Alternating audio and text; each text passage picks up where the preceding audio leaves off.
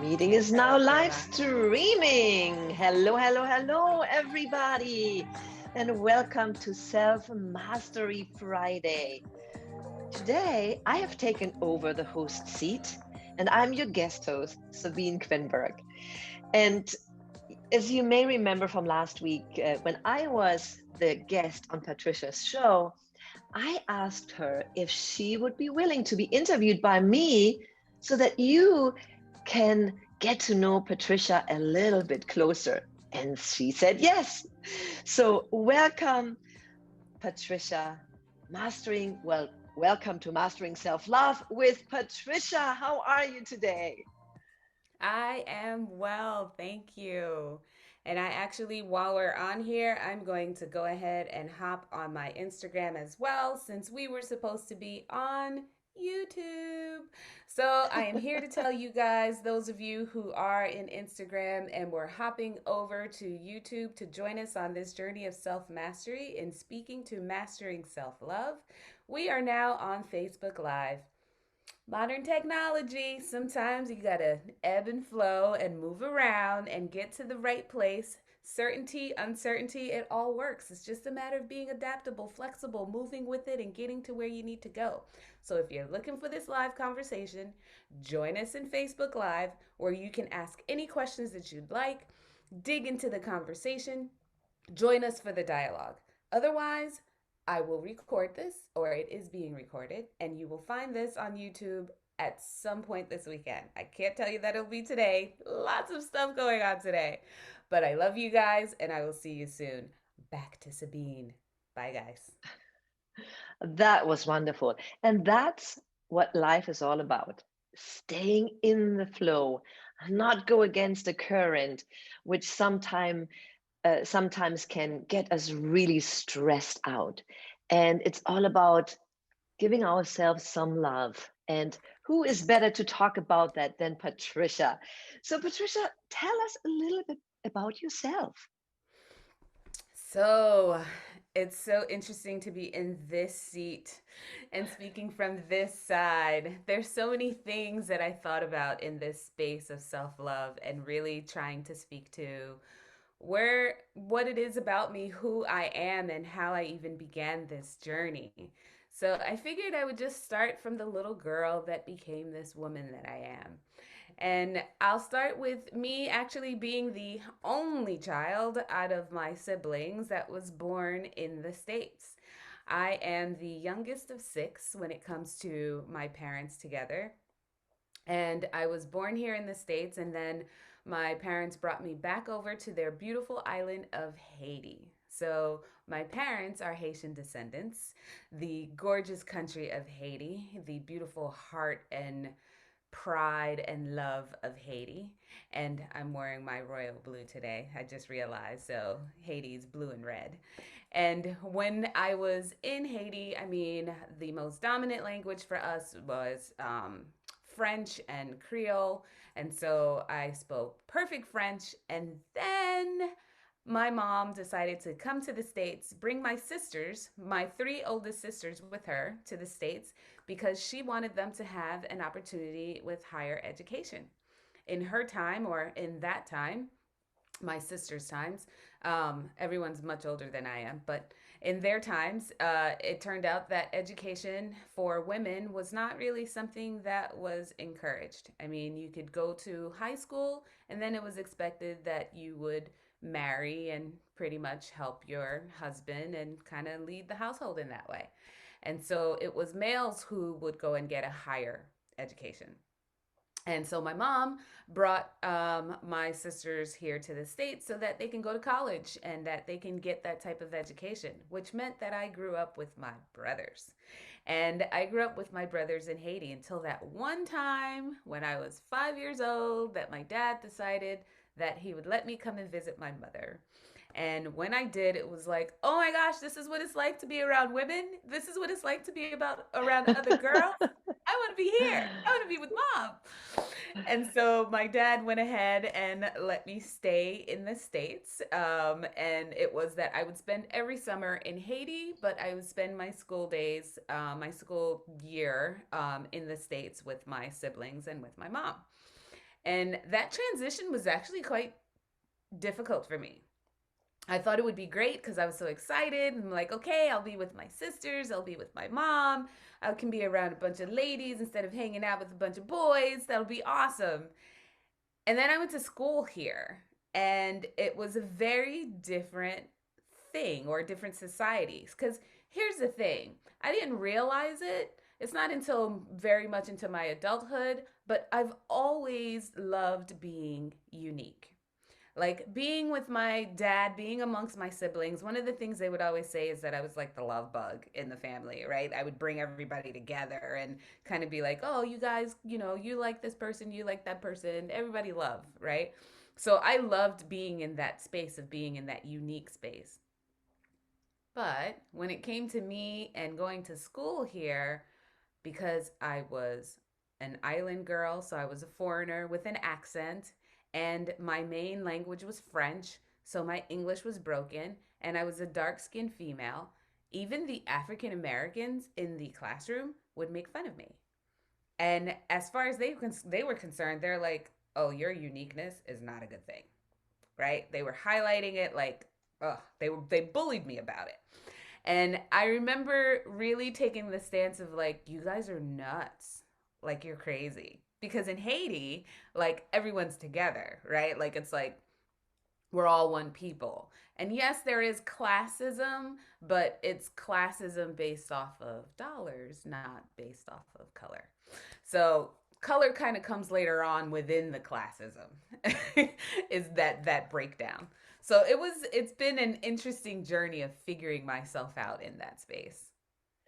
Well, with that said, it's interesting when you said when you talked about transition, because I know we all at one point or another in our lives have experienced transitions, and it's just a matter how we can cope with that.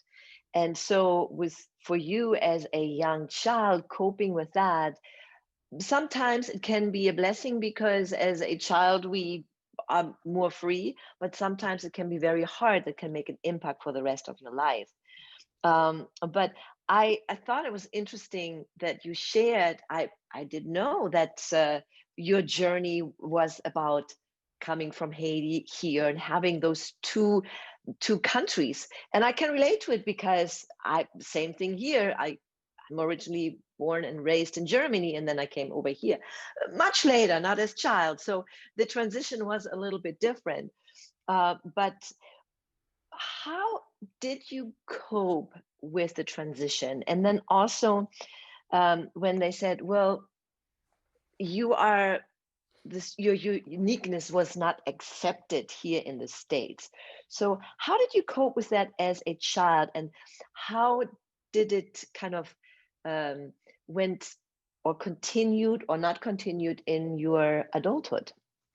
It was hard at first because I didn't understand it.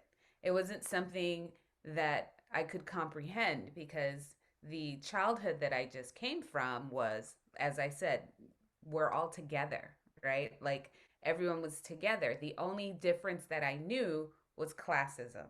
That was the only difference that I knew. Either you were a worker or you were of high society.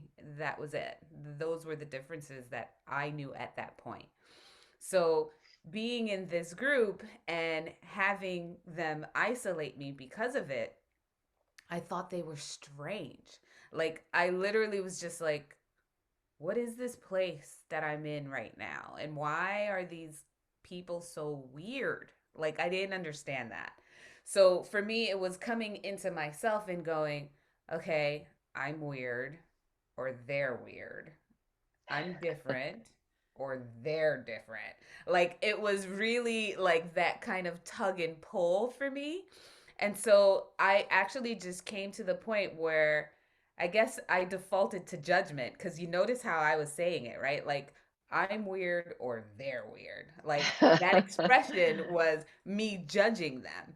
And so I ended up defaulting in judgment and really falling in the position of you guys are going to go ahead and be that. I'm going to become friends with everyone else. And I really don't want to associate with you. And so I actually became friends with every other ethnicity within the class, like everyone, and was very cool and close with everyone. But when it came to the African Americans in the room, I actually kind of snubbed my nose. And it was really because of that experience, only to find out later on in college I wasn't the only one.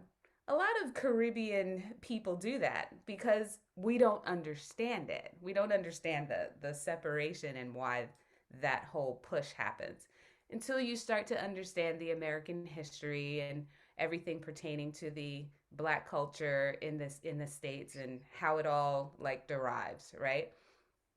But with all of that, as a young girl, it was just that's weird.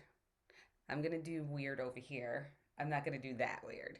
And so it was just, connecting in a different way, growing in a different way, and really just wanting to be my unique self and letting that be okay. Like for me, it was that tug and pull was just weird. It just felt weird. It felt um, misplaced. And so that's what caused me to just go, I'm gonna kind of isolate myself from whatever the push is that's going against my uniqueness and really just kind of, sit it out over here. But I chose just mixing with a bunch of different ethnicities in really connecting in a different way. Hmm. And I guess we all, at one point or another, go through um, the experience of where do I belong to? And we all, especially when we are teens and young adults, but mostly teens, we are so much in search of belonging and fitting in, most importantly. Mm-hmm. So you went to college. What was your vision of yourself when you chose to go to college? What was the vision of your future?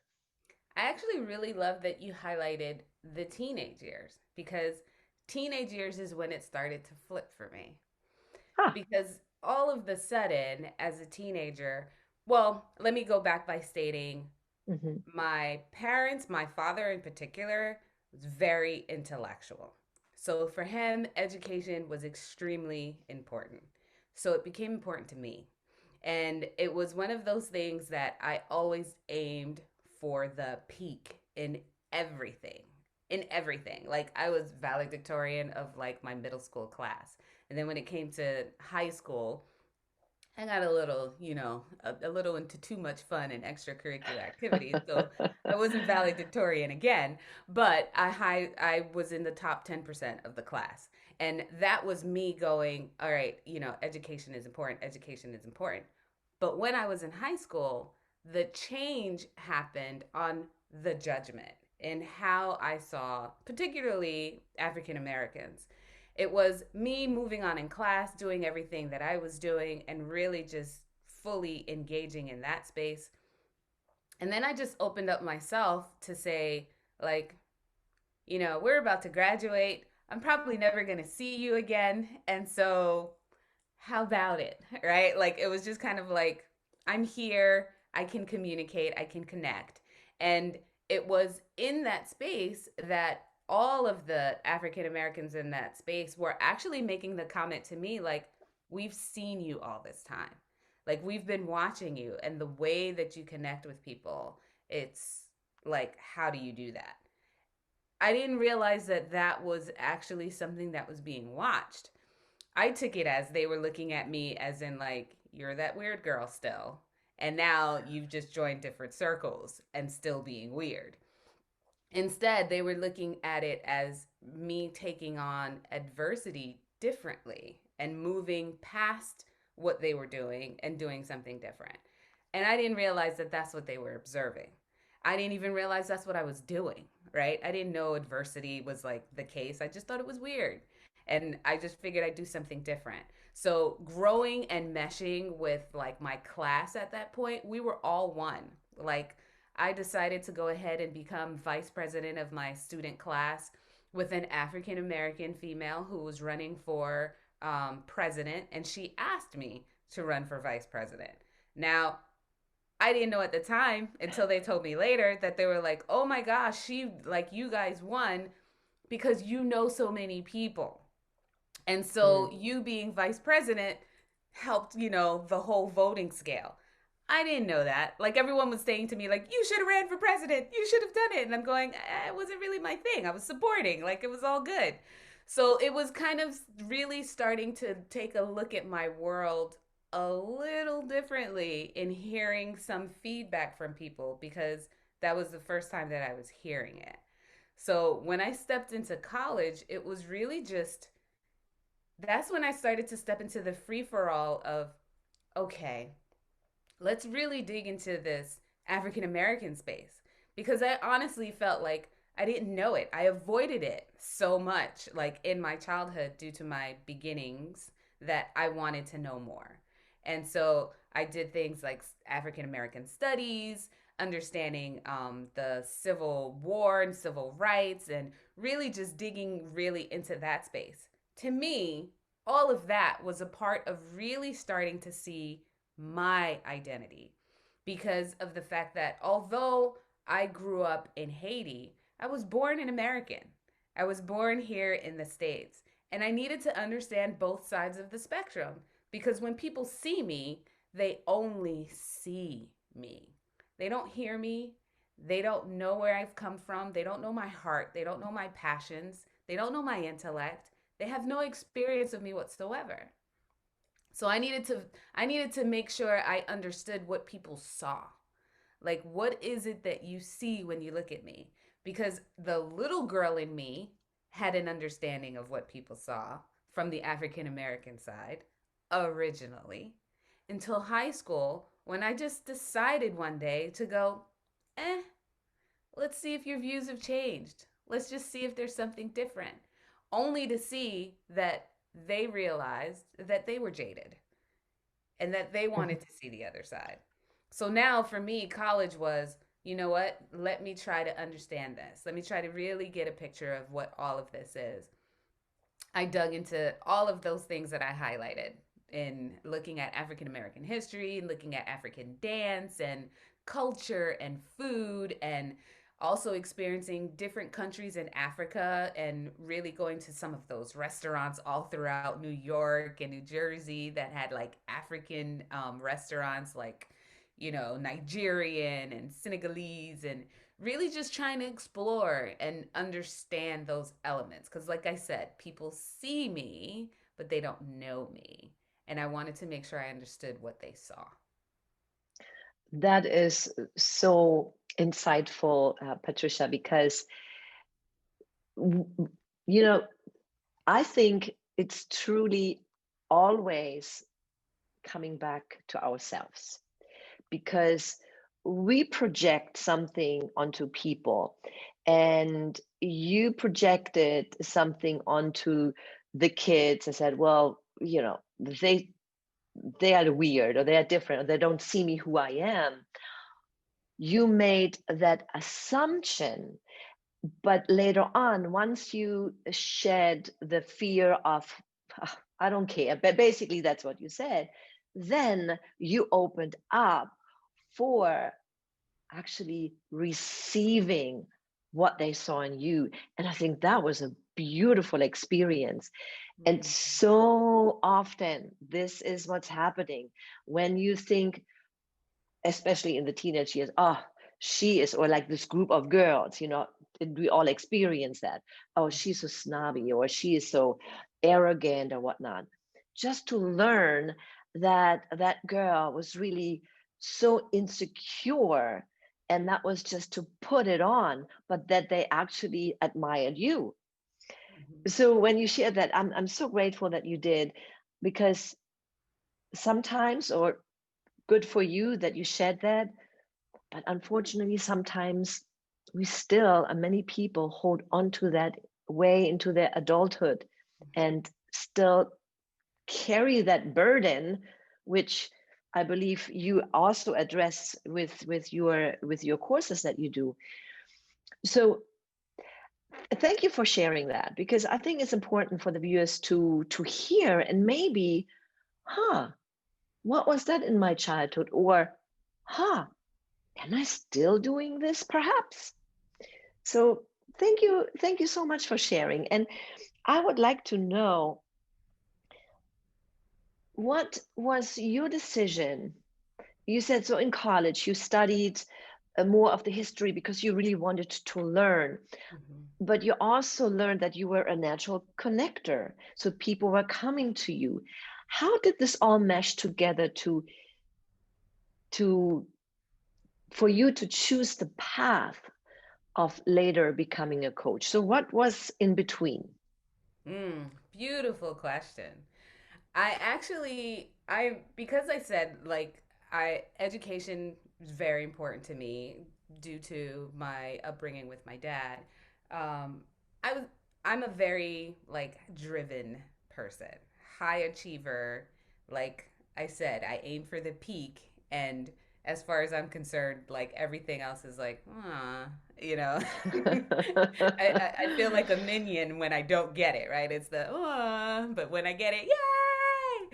So it's always aiming for that. And because of that, ever since I was in middle school, so think of adolescent years, when you are asked that question of, so what do you want to do when you grow up? You know, what are the things you want to be, and how do you want life? Oh my gosh, you know, like I was the creative, right? I'm sitting there writing this long list of all these things, like, oh my goodness, this beautiful space of what I want to do, where I want to get to.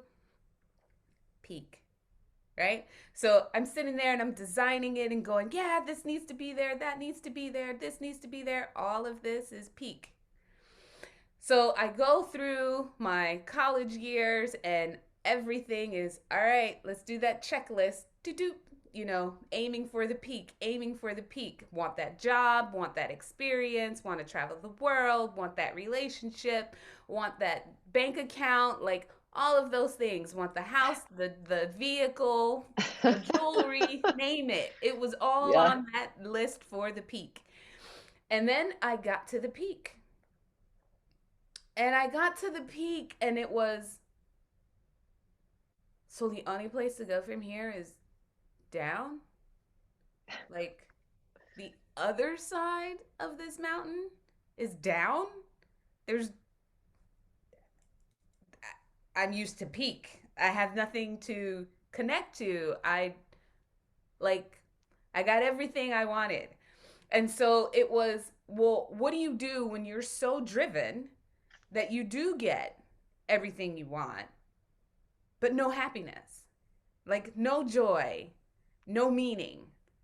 And it's everything you aimed for. Like you worked for it. It's not like, you know, it all just came to you like a magic genie. You worked for it. Skin and bones. Like you left trails along the way. You've got scars to prove the work, right? So Yep. now it's like I'm standing there on the top looking at all of this and going, this can't be it. I'm way too young for this to be it. Like, this cannot be it. And so I really like the exact experience I had is that I was working in Washington D.C. I had moved to Washington D.C. and I commuted into my office every day. And so I was I got up that morning and I felt empty. Empty, like disconnected, nothing was there. It freaked me out a little bit, but then I was just like, you know what? I don't know what this means. I got to get to work. Got dressed, routine, moved like a robot, did everything, you know, according to the norm. Got on the train, and all of a sudden, the train felt different. The metro felt different. It felt like I was standing in this crowded train alone. Hmm. Crowded. There were people to the left, the right, the front, the back, like, and I still felt like I'm the only one standing here. Odd. So I arrive over at the stop. I go over to as I'm walking over to my office, all of the sudden I realize, oh my goodness, it's the Peace Corps. The Peace Corps is literally across the street from my office. Never noticed it before. It's been there for years. It's always been there. But all of a sudden I notice it. I'm like, huh. I go upstairs, I go to my office. Right there at my window, I'm able to see the Peace Corps. Right there in my office, I'm able to see like the Peace Corps doors. Immediately, I go, you know what? I need to quit my job. I'm going to quit my job and I'm going to sign up for the Peace Corps because this doesn't make any sense. None of this makes any sense. So I had made up my mind that that's what I was going to do. I called my sister. I told my sister this is what I'm going to do. And of course, my older sister was like, What hold are you on. doing? Put the brakes on all of it and was like, I need you to think about this for 24 hours. If you feel like this tomorrow, then I'm with you. But because this is a new feeling and this is kind of where you're at right now, I suggest that you pause. And that's what caused me to kind of put the brakes on it. I went home that night and I actually did something that most people thought was really crazy, but I don't have a problem telling this story because of the feeling that it gave me. The company I was working for at the time, you show up in suits, right? Like that's the Washington office. You show up in suits. Everyone walks around in suits in DC. When I went home that night, I pretty much felt disconnected from my world. So for me, it was I'm not turning on any lights. I'm not turning on any television. I'm turning off my phone. Like it's too much noise right now. When it when I compared it to the silence of my day, right? So I walked into my shower, I turned it on, fully dressed in my suit, like completely dressed from head to toe. Turned on the shower and was just like, you know what? Let it all just get soaked. And then I'm going to shed every piece off, knowing that I am shedding this moment and I am shedding whatever all of this heaviness is so that I can get to the truth of what I need to know. Wow, that is very powerful. Thank you so much for sharing the story because I believe so many can relate to that. That we think this is what we ought to do. This is what we've learned. This is what life is. But the experience is different. And it really struck me when you said that you felt alone in the crowd, that all of a sudden there was something that was waking up within you who's or what said or it said, wait a minute. And as soon, this is what I call, you know, pulling off the layers, the veils that are around us and on top of us that we cannot see through. And it's not, and it sometimes takes a little while to pull off the veils. But when you said back then already, it's like, so what's now? I'm on the peak now. What's next? And you started asking the questions because that's the first step. Mm-hmm. And then the universe responds in kind, showing you the answers, giving you the feelings, because we, as human beings, um, uh, work with our emotions and act upon our emotions. So you have that feeling of being alone.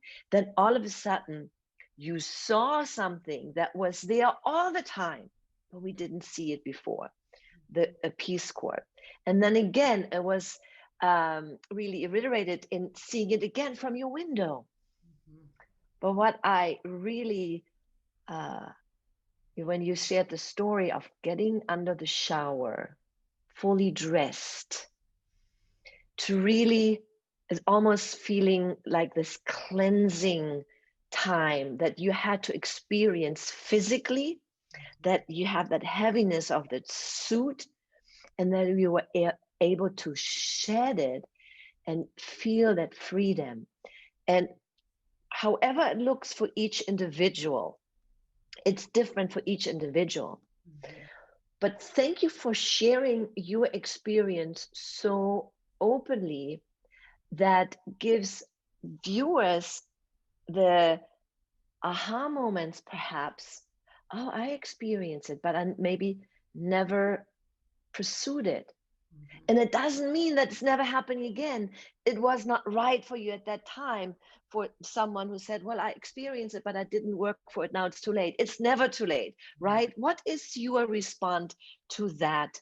If somebody would said, well, it's too late for me, or how did you go on from your decision to go to the Peace Corps? Yeah, it's never too late. And here's the interesting thing. I actually never joined the Peace Corps. What the trigger was for me to see that I wanted more than the life I was living. I wanted to be able to contribute to life instead of really just taking from life. Because that's where I got to. I got to the point where I reached everything I ever wanted because I was taking. I was doing all that I can to reach and pull and strive and get and go. But when it came to giving, it was limited. My philanthropy was limited. My volunteerism was limited. Everything that I focused or honed in on had an ultimate purpose towards my peak. And it wasn't just towards giving for giving's sake. It wasn't towards living and giving just for giving's sake, to actually connect with humanity. That's where I was missing it. So when that 24-hour window was given to me and I shut everything off and I came to that space of, okay, let me be awakened, it was really coming to the knowing that, you know what? Oh my gosh, when it comes to all of this, like everything is driving me towards what do I want? Like, what do I really want? Because I identified all these things of what I wanted. I identified everything that exemplified my peak, but it turned out they weren't what I really wanted. What I really wanted was connection. What I really wanted was love. What I really wanted was to be able to contribute and to give and to connect with people in such a greater way. So it ended up launching me on this whole bigger mission vision, which started me off on my journey of self mastery and self love because I really started to see, like, wait, Patricia, how are you defining love for yourself? Like, how are you really seeing it? Because if this is what you thought you wanted and you aimed and you did everything to get it, what would it look like if you knew what love was like for you and you aimed for all of that and what you wanted? Because when I looked at this space of everything that I aimed for, everyone around me would have told me that, oh yeah, Patricia, your self-love is like here. You are at peak. You're confident, you go after what you want, you're clear about it, you are no nonsense kind of person, you are fully driven. All of those things, people were like, oh my gosh, self-love is like on peak, you are like there. And I'm going, but my self-talk is trash, right? Like the way in which I look at things when it comes to myself, total trash. If I Yeah. mess up somewhere, I'm going, oh, that was so stupid. Like, how could you do something like that? What's wrong with you? This was my self-talk. If it was like me aiming for something, it was really like, that's what you aimed for? Self-talk, right? If it came to anything about kindness, if it came to courage, I wasn't really doing things out of courage. I was doing things out of bravery, right? Like it was just blind bravery, where it was just, let's try it and see what happens. To me, courage is different. Courage comes from a space of love and it's connected. So that I didn't have. And when I realized that, it was, I want more. I want more for me because if I don't get it, I'm not going to survive whatever this next phase of my life is. Like, I'm just not, because there isn't anything of meaning for me in what I said was love for me, and what I said was what I wanted. So I had to get clear. And that's what made me go backpacking around the world for a year, where I just Oh, left the States and was just like, you know what? I need to be disconnected from all I know, everyone I know, so that no one and nothing defines me.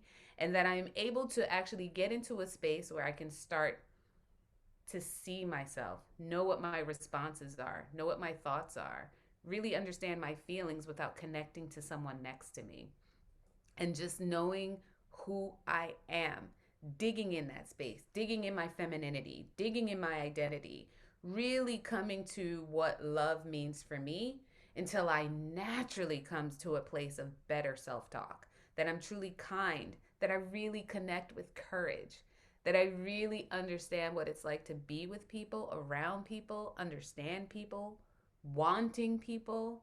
Like that was the essence of the drive for me. wow. And just what you just stated, you went backpacking for 4 years around the world. Sorry, That 1 year. 1 year, 1 year. Okay. Well, 1 year, it's pretty amazing. That would be um, a topic for another interview because that is so filled with excitement and experience and definitely a lot of lessons. And I would like to interview you in my group, Women Helping Women Grow, because I believe you can really add tremendously to that part of it. So let's do that. Yes, But my but I pleasure. wanted to, yes, I wanted to before we run out of time here, I wanted to just ask you, since you made that shift and with all that experience, and you are a leadership coach. I know you coach corporation, you are a corporate leadership coach, but you also coach individuals on self mastery and self love. So just for 2 minutes, just tell us a little bit about that. Yeah, I mean, I wanted the main reason why I even stepped into this space is because I wanted to reach out to the younger version of myself. And for me, it was I wish I had someone like me back then. Someone who would able to mentor me and really just give me the shortcuts, right? Like give me the consolidated view of how to get from here to there and really help me with my own understanding. Like there were things that honestly no one could tell me different, right? It was kind of like, look, I'm driven. I know what I'm doing. I'm confident. I know this. Like you can't tell me that I don't know, right? And then I'd get into a relationship and it'd be a mess. And so it's like, how much do you know, woman, right? And so it was. I just wish that someone would have been there to kind of talk me through that. And so that's why I created this space where I would be that person to help any woman, any person really, who is really just trying to navigate that, male or female, and really just trying to really understand the basis of courage, understand the basis of self love, truly what that looks like from deep within, and how you exemplify that energy and how Mm. you connect in that space. So, what I do is that I provide coaching programs for people to actually go ahead and connect with that. We have a few sessions together. You can pick different packages based on how many sessions you'd like. And we really just kind of walk through your space. What is it that you are looking to get cleared and defined? And look, I'm that person who's highly driven, so I'm results oriented. I'm not there to keep you attached to me for like a year, a month. I mean, a year or 2 years or, a long period of time. I'm results driven. Like for me, it's like, okay, let's get you like where you need to be so you can get out in the world and live your purpose and live your drive and truly like living out the best version of yourself in fullness and in love. I'm that person. So I'm always Yes, about you like, are. yeah, I'm always about like, let's go, let's go, let's go. So I really only work with people who are ready for that, who are ready for change. And as far as they're concerned, they're willing to do whatever it takes to go ahead and get over that hump and live out that dream life, right? Live out that best version of themselves. And I call it a dream life because we have stages of dreams. I don't think there's this ultimate dream. Like everyone's kind of always talking about this, what is this vision that you have? And I'm going, the vision is like right here cuz I can once I get this one, then I can go to the next one. And then I can go to the next one, and then I can get to the next one, right? Like the dream just gets bigger and bigger and bigger and bigger. So Right. I yeah, go And ahead. what you said is so true. With dreams, it's not like this one, and once you get it, you're done, which you have experienced. No, our dreams are there to dream always bigger and bigger and bigger, and go beyond the next one and go beyond the next one. It's about growth. But yes, we can have an overall big dream, but in between there are some other steps that you can also dream of. And it's so interesting that you said that, because too often we are not taking time to really see the things that are right in front of us. Mm, I did my morning meditation this morning with Deepak Chopra, and so it was all about the luxury of your life, and it's not necessarily monetary or objects, but the little luxury of a life can be taking a bubble bath, having a piece of chocolate, going for a long walk. So the question is, are you allowing yourself the luxury of life? And I think so often we are missing it. I mean, I'm raising my hand right there, especially, and I think you can relate to it. If you're so driven, sometimes we forget that, and we yeah. forget our self love. So, absolutely. Um, and And if what you've identified there is the very reason why I created the virtual feminine energy retreat. That's exactly why I created it. Because it's the whole thing of getting into the space, which is an additional thing that I do. I have this, I'm starting to create like a list of things now, just because I want to be able to give people what they need.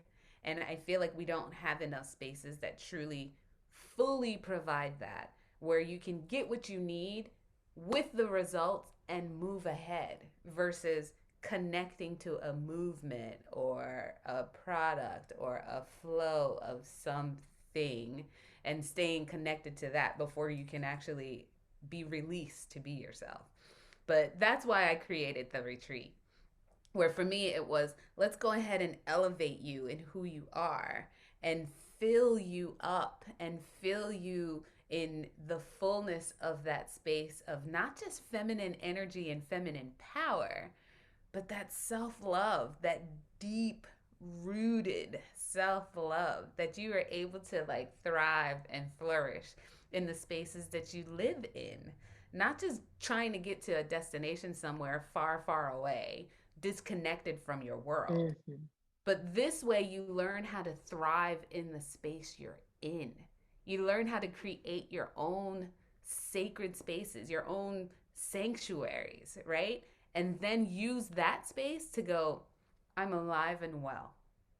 And I believe you have a um, workshop coming up called Restoring Sacred Spaces.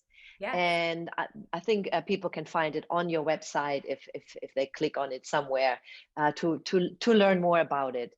So if you want to find that sacred space that you can actually feel good about yourself and enjoying the journey that you are on right now, then I would definitely recommend to check out Patricia's course, and just stay connected with Patricia, and experience how it really feels, what really self-love feels, and how much empowering it is on your journey to wherever you're going to go. So Patricia, this was a pleasure interviewing you, and as you can see, you have this beautiful backdrop there. So I thought, I match it up at least with my outfit, being the guest host today. Perfectly. It's beautiful. Even the flowers behind you like Match your top and the color theme. It's beautiful. So that was me being the guest host today. And I am giving it back to you, Patricia, so you can let your audience know what's coming up next week and so forth. And I will look at the Facebook and see if there are any questions, and I'll Yes, let you know. please, please, please, please. Thank you, Sabine. Isn't she wonderful? Love Sabine. So, I also want to let you guys know if any of you are interested in growing in the space of really doing either public speaking, or if you are looking to grow in doing an online business, if that is something that you are interested in, please connect with Sabine. She is beautifully like mastered in that space. She has the skill to actually come, she draws out of you the clarity of where it is that you're looking to go. Sometimes you get a little fuzzy with that, right? Like you kind of start off in a space and you're going, this is what I want to do. This is how I think I want to do it. These are the people I think I want to talk to. I just don't know if I could do it, right? Like we all go through that. Sabine's your gal. She won't just take you through the space of you can actually do this. She will hold your hand and get you to the end. Another results oriented woman. She will get you Yeah. to the end where you actually provide that service to the world. Because at the end of the day, honestly, although we are all dealing with different economic times, some of us are struggling, some of us are thriving, some of us are trying to figure it out, some of us are really just going, what is this world that we are in right now? And just questioning it all. Everybody has a purpose, everybody has a mission. And we are all here to serve in some capacity or another, whether it be serving artists in the world and showing people how to create things in a better, in a newer, in a more unique way. Or it can be simply in being able to dream bigger, broader, better, wider. Or it can be in simply making someone's life easier, simpler. Or it can be in really helping people to share kindness and knowing how to share a kind word. Think about that one person who stood out for the very first time on the corner with a sign on his chest that said free hugs.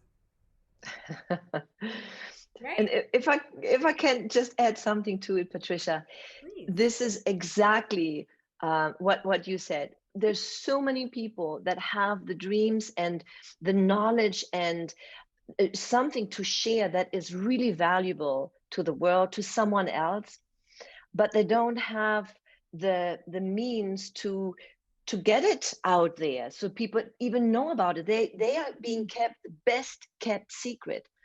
And that was me for a long time until, and I tried everything to get it out there. And along the way, I learned, and it took me a long, long time. But since we are both results driven, I didn't give up. But then there are others who don't have the stamina to really get through it. So this is why I decided I'm doing this program that is being launched next month, from start to finish in 90 days, that really takes your knowledge, your dream, your experience, and brings it to the point where you can actually share it. And it's the sales for others. And I bridge this gap with holding you by the hand, really, and getting you every step by the way so you can get it done. And this for me is the greatest service. So I Yeah. just wanted to point that out, that I totally understand where people are, because that's where I have been for a long time. And I'm sorry, I forgot to have that other phone turned off there. It's totally fine. We are quickly coming to the hour, but just in us having the end of this conversation, I am inspired. And so, what I would love to do is next week, for those of you who are really looking to move beyond your current stages, we've been calling these conversations the upside of lockdown. And it's really has been stepping into the space of wanting more than what this condition is giving us. And with the combined beautiful journey of Sabine and myself, and with the skill in which she has, and the knowledge that she has, and the experience that I have, that I think it would be a beautiful thing if next week when we come together, we actually start talking about really releasing a challenge to everyone. What do you think? Yes, yes, we are going to do that. And we're going to give next week real great tips and tools that you can apply to really, and also showing you some ways that you can really see this situation that we all are in, how you can take it and not thinking about it the negative way, but we're going to show you the upside of the lockdown. Sounds Yes. good? And absolutely, it's going to be a challenge because in all honesty, if you are not pushed, then you can't be moved forward. So you have to make a way to strive through the space. So although we're talking about giving you some tools and some guides to help you through that, understand it will still be a challenge. And that's the main thing that I'm getting out of this conversation today. That it actually Yes. need the resistance, you need the push and pull in order to make it fully through the other side as yourself. One in which you can endure and not that you lean upon someone else to get you there. That's why it's a challenge.